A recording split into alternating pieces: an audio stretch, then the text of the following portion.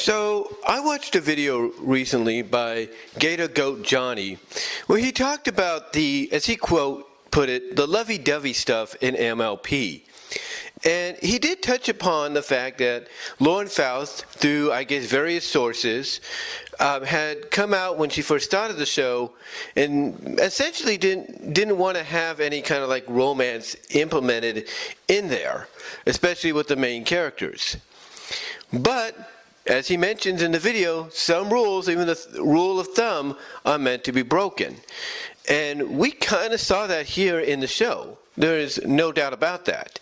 I mean, essentially, from the very first episode, when Spike went gaga over Rarity when he first saw her, yeah, I think we can essentially, easily say that the rule was broken right then and there. I don't think there's no, denying that. I don't think there's no denying that, whatsoever, that the rule was, broken right then and there. However, when we get down to it, if you will, I think essentially throughout the entire series run, it's very notable that the rule got broken in many ways. And not just, with background characters or secondary characters and all that. I mean, we saw it get broken essentially when we first started seeing the interaction of Lyra and Bon Bon. Let's be honest there. As soon as that interaction happened, it's like, boom, rule broken, even if you didn't believe it at that time. Stuff like, and there's other stuff like that as well. I mean, the little hints of Derpy and, Muffins, if you will, and Dr. Hooves and Slice of Life. I mean, come on. Stuff like that, it's like really, you're just trying to ignore the inevitable or ignore, the truth, if you will, in the matter. But as time went on, of course, as we would see in future seasons, romance would be added in. I mean, when Megan McCarthy came on board, or to take Lauren Faust's place, and then Cole Dubuque took over, Megan's, it's like pretty much that rule was thrown out the window. There is no doubt about that. Even when Larson was on there as a writer, and some of the other, like Teresen and all them, they basically took that rule, that rule of thumb that Lauren Faust reportedly wanted to try to keep, as a part of the show, and said, yeah, that ain't going to work because how is a show supposed to progress if you're not going to have some kind of romance in there with either the main characters or the secondary characters, or at least hint at the fact that there's something there within the main core within the main core cast. What kind of a show will you have? Not a very good one, in their minds. So honestly, that's why we got what we did. Now Johnny basically in the video broke this down into different categories, like the obvious, couples that we were going to get, like with Shining Armor and Cadence, to the story-driven couples, like with Pear Butter and Bright Mac and Big Mac and Sugar Belle and so on. And even characters that you think, would not be involved in romance because of, them being, around and, around, not just being around for, so long, but also being presented the way they were. He even touched upon characters like Maud Pie getting together with Mud Briar and everything. And he even touched upon, in a category, the fan ships, which when I look at something like, let's say, Spike and Rarity, that's a ship that essentially, could be looked at as a combination of two categories, the fan ship and essentially, I think he called it the inevitable ship or something like that, the inevitable category. Like, yeah, these are going to be touched upon and even discussed, depending on, when the show would end, like with Applejack, and Rainbow Dash and so on. And, you knew inevitably it was going to happen.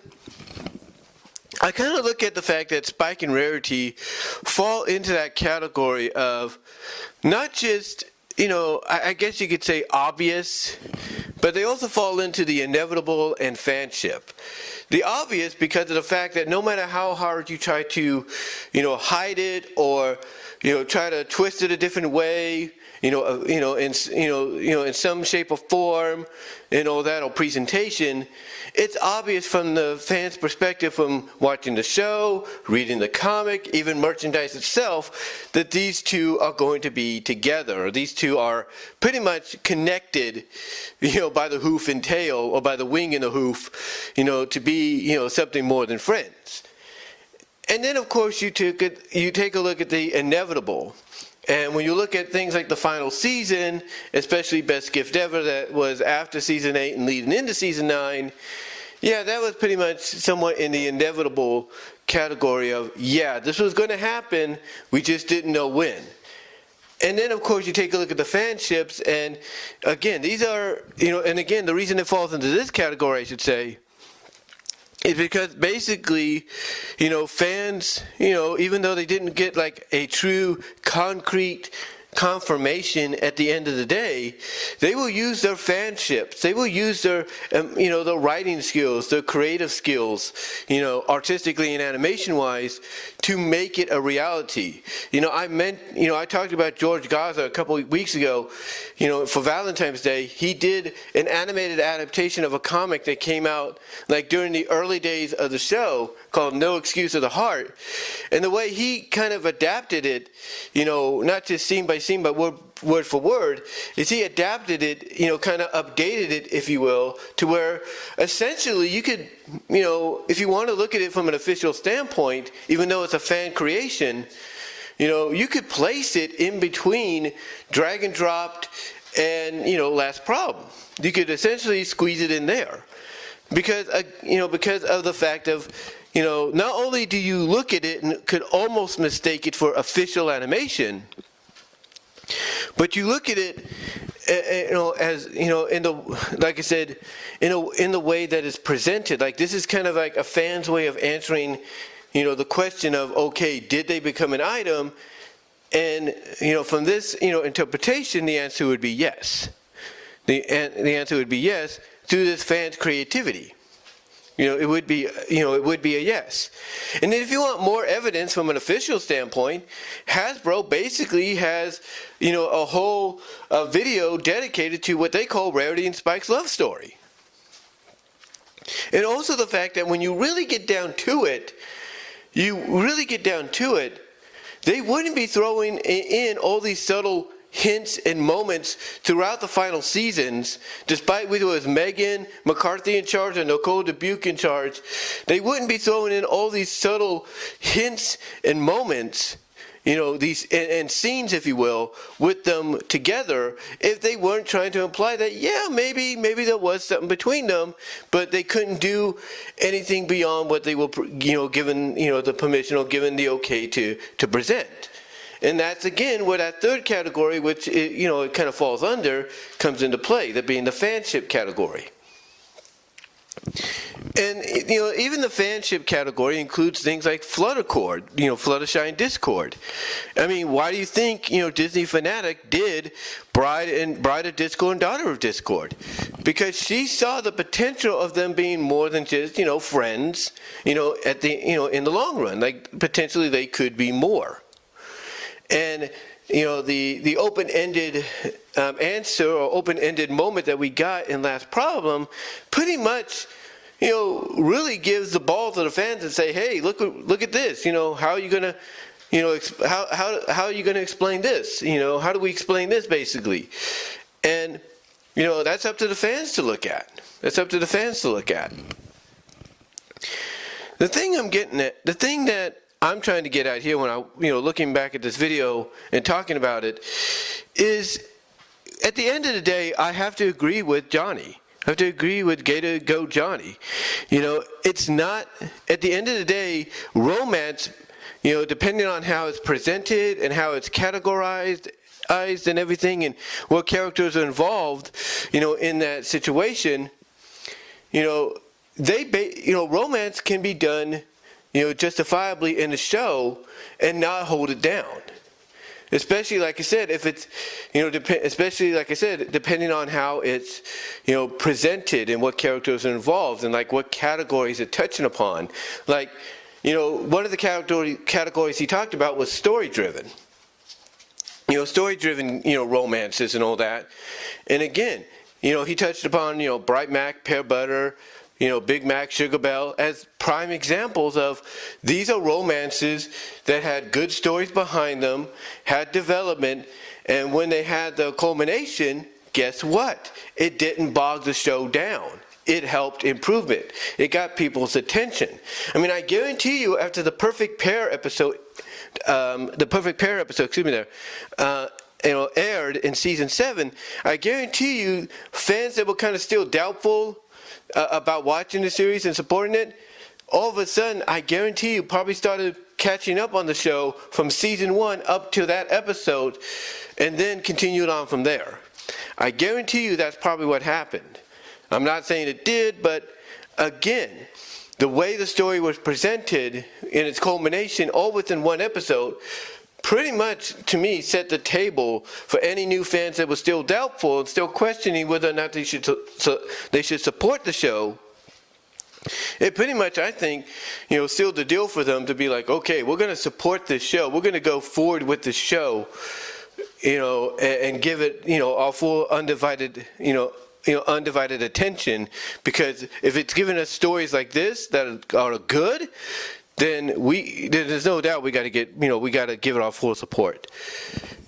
And that's something that he brings up. I mean, because out of that, what did we get?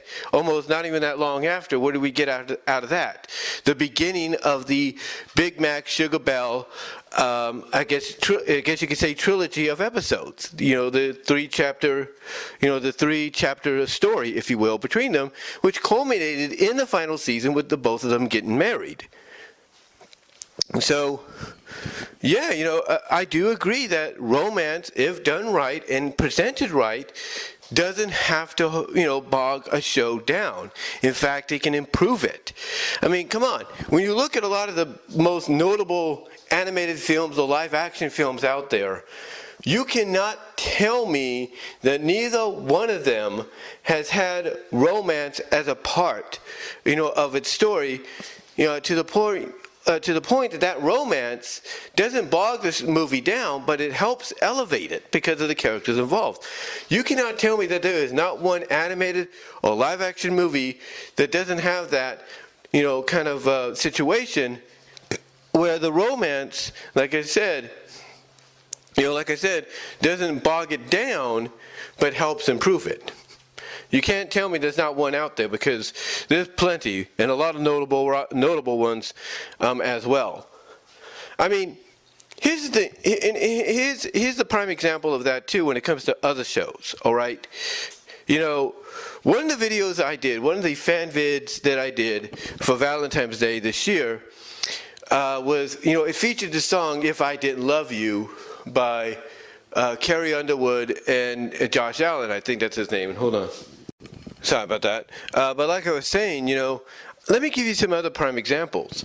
As I mentioned, I did a fan vid for Valentine's Day a couple weeks ago, and it featured the song "If I Didn't Love You" by Carrie Underwood and Josh Allen. I think that's his name. That did this nice duet of a song that I've heard since I started working at Target last year. And basically, I decided, long ago that I was going to do a fan vid with that song, a PMV or fan vid. So what I did is I did a compilation fan vid featuring, 3 romantic couples. So 3 couples that are very well known and utilized when it comes to fan projects. MLP-wise, Spike and Rarity. Sonic the Hedgehog-wise, Sonic and Sally from Archie Sonic and Sonic SatAM. And then probably the more surprising one, Bert Raccoon and Lisa Raccoon from the Raccoons. And just to let you know, those two are not related. They are not. But the point that I'm getting at is I went and did that because I saw each of them, each of them as romantic pairings that were right for each other, despite how you might feel about one or the other. And one of them that I utilized, like I said, was probably the most surprising one, was Bert and Lisa.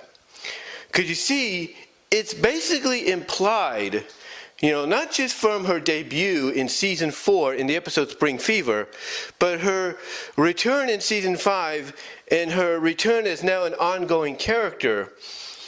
It was pretty much implied and, hinted at and teased at times that there was going to be something more between Bert and Lisa.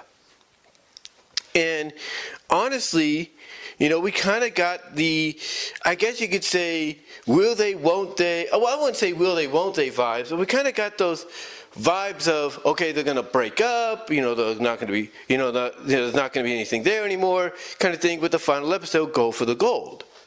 We kind of got those vibes. We did, but thankfully it didn't last long. It was just like a brief little, rivalry vibe that could have, ended poorly, but it didn't. But what we got, doing this, though, was essentially the fact that, well, Kevin Gills, who, did the show, created the show, I don't think he wrote the scripts or anything, but, he pretty much Kevin Gills here, through, basically courtesy of Kevin Gills, basically the final episode at the end, at the end of it, when Bert, who won this triathlon because Lisa, who was basically a strong favorite to win it, got cheated out of that victory by this muscle-bound dude whose father was just a con artist and he was in on it. Basically, Bert ends up winning the race. And instead of keeping the medal, like maybe in the past he typically would, he ends up mailing it to Lisa, declaring her as the rightful winner. And, she's surprised by it. And the way she says, "Thank you, Bert, thank you," and then walks back into the house, that to me, and I mentioned this in a video not that long ago, that to me was an indication that, Kevin Gills, or the writing crew through Kevin Gills, was dropping a subtle hint that maybe Bert and Lisa were going to finally become more. Because the way she says thank you and everything, heck, the way she encourages him to, keep going and be the one that wins this thing, after she gets taken out, those to me, especially the end, were very subtle hints of, leaving it not only open-ended, but putting it in the fans, hands, putting it in their hands, if you will. Even as early as then, that was, their way of, kind of, hinting, and like I said, keeping it open-ended and giving it to the fans, like, hey, you come up with this scenario, what do you think happened? That was their way of kind of, in my opinion, suggesting that, Bert and Lisa became more. And a lot of fans, believe it or not, through fan fiction, through fan animations, through fan art themselves, have pretty much followed through on that. And whether or not as long as Forever movie would have happened or not, which was supposed to be a Raccoons film, I think one of the comeback attempts, if you will, whether or not that happened or not, or whether or not that was going to be a reality or not, I would not be surprised if not only did that take place in the continuity of the show, but that maybe in that film we would have gotten some kind of official, I guess you could say official, what's the word I'm looking for? Official alluding to the fact that Bert and Lisa may become an item. Maybe even seen it on screen. We don't know. But again, like I said, Go for the Gold, it's ending. It's ending and all that, as well as, Lisa encouraging Bert the way she did. To me, that was just, their way of wrapping it up and kind of throwing out that hint of, yeah, these two pretty much could have probably, more than likely ended up together. But because we didn't get like a full, answer or anything, like I mentioned before, with Dragon Dropped, I think I mentioned that earlier, with Spike and Rarity, how that pretty much that ending left things open-ended, if you will. Same with, Go for the Gold. It left things open-ended and mostly for the fans to interpretate, over time. And again, this is as early as 1991 that this happened. So, basically this also is an example of one of those, I guess you could say, situations, basically, to where, hold on for a sec. Again, it's an example of one of those situations that Johnny mentioned earlier in his video when he categorized it. It's one of those, it basically falls under that category, several categories of fanships. It falls under the category of, what did I call it earlier? Falls under the fanship of, falls under the category, I should say, of fanships, of, undeniable, basically inevitable, and somewhat official, just like with Spike and Rarity and many others, that you knew inevitably, that something romantic was going to happen between the two, that in a way officially they kind of hinted at it happening, from my opinion, and from a fan perspective, it was left, open-ended to the fans to continue the story and see what went from there. And again, that's a prime example of those kind of ships being used in just that one episode, in those few moments that I mentioned, those few scenes in the series finale. And heck, when it comes to inevitable and official, I go back to the other ship I used in that fan vid a month ago, and that's, Sonic and Sally. Everybody knew from the first episode, the pilot, heads or tails, from the first issue, even the testing 3-part miniseries issue, that they did back in late 92, early 93. And again, like I said, the official comic debut in the spring of 93, and basically the debut of the show, the Saturday AM cartoon, in the fall of 93, which, believe it or not, both have been 30 years ago, both celebrating 30 years this year, believe it or not. Everybody pretty much knew from the very first time they saw these characters interact, and talk and play off each other, people knew inevitably they're going to end up together, in an official capacity. And guess what? In the comics, they ended up together numerous times. In the cartoon, many moments, many scenarios, and all that, pretty much, showcased it was going to happen. And guess what? From an official standpoint, it did at the end of Doomsday. So, that's a prime example of, again, two categories being utilized: the inevitable and undeniable, and the official. Because you knew it was going to happen, it was, you were undeniable about it, and you knew it was inevitable. You knew it was going to happen, and you knew it was going to be an official, romance that, Sega was behind, or Sega helped make a reality. So the thing is, when it comes to romance, lovey-dovey in shows like MLP, or any shows, period, even MLP G5 now, if they go that route down the line, as long as it's utilized in a way that doesn't, as people, as Johnny puts it, bog down the show, like Lauren Faust was afraid it might, then, there's no reason not to utilize it, especially if it's utilized correctly. But, in the end, in closing, I do agree that if you use something like this correctly, and don't basically make it, all girly and like, ooh, lovey dovey dovey kind of stuff like that, and oh, kissy kissy kind of stuff. No, if you don't utilize it in that manner, and you do it in a way that's more, tolerable, more understanding, more like, yeah, I get it, and it helps things, flow in and out with the story. If you do it that way, especially with the right characters and story behind it, it's going to help the show, it's going to help the movie, grow and probably become, more popular in the long run, and more of a iconic classic than I think you would expect, or anybody would expect. So yeah, I do agree. Romance, lovey-dovey stuff, if you will, does have a place, especially if it's utilized correctly. But what do you guys think? Let me know down below in the comment section, as well as in the live chat during the premiere. Like the video. Also, check out my Teespring store by clicking on the end screens icon in the upper left-hand corner to check out stuff there for that you can't get anywhere else. Also, support me at Venmo at Brian-Walmer-2 and at Cash App at BWRoses98. Also, check me out at Patreon.com at BWRoses for the $1, $3 tier. Also, support me at VENMO at BW Rosses for content you can't get here or anywhere else, especially for content I just uploaded there. So check it out when you get a chance.